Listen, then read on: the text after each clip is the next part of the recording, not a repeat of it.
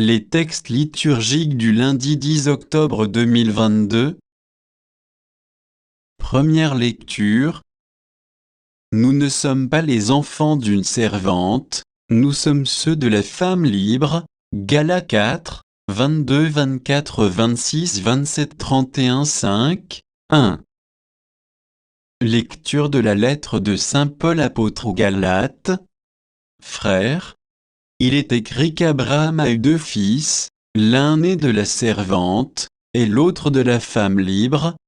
Le fils de la servante a été engendré selon la chair, celui de la femme libre l'a été en raison d'une promesse de Dieu. Ces événements ont un sens symbolique, les 2 femmes sont les 2 alliances. La première alliance, celle du mont Sinaï, qui met au monde des enfants esclaves. C'est Agar, la servante, tandis que la Jérusalem d'en haut est libre, et c'est elle, notre mère. L'Écriture dit en effet, « Réjouis-toi, femme stérile, toi qui n'enfantes pas, éclate en cris de joie. Toi qui ne connais pas les douleurs de l'enfantement, car les enfants de la femme délaissée sont plus nombreux que ceux de la femme qui a son mari. Dès lors, frères, nous ne sommes pas les enfants d'une servante, nous sommes ceux de la femme libre. C'est pour que nous soyons libres que le Christ nous a libérés, alors tenez bon, ne vous mettez pas de nouveau sous le joug de l'esclavage. » Parole du Seigneur. Psaume. Psaume 112, 113, 1, 2, 3, 4, 5 à 6, 7. Louez, serviteurs du Seigneur, louez le nom du Seigneur. Béni soit le nom du Seigneur, maintenant et pour les siècles des siècles. Du levant au couchant du soleil, loué soit le nom du Seigneur.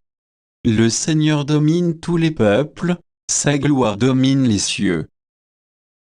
Qui est semblable au Seigneur notre Dieu? Il abaisse son regard vers le ciel et vers la terre. De la poussière il relève le faible, il retire le pauvre de la cendre. Évangile. À cette génération, il ne sera donné que le signe de Jonas. Luc 11, 29-32.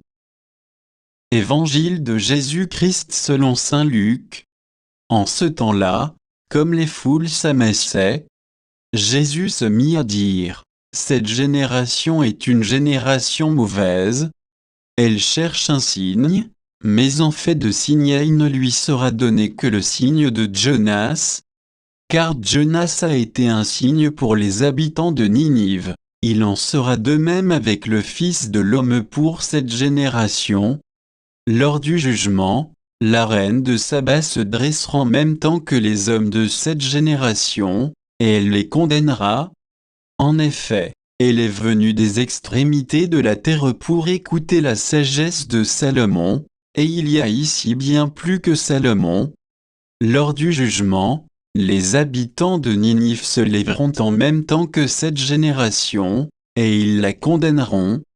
En effet, ils se sont convertis en réponse à la proclamation faite par Jonas, et il y a ici bien plus que Jonas. Acclamons la parole de Dieu.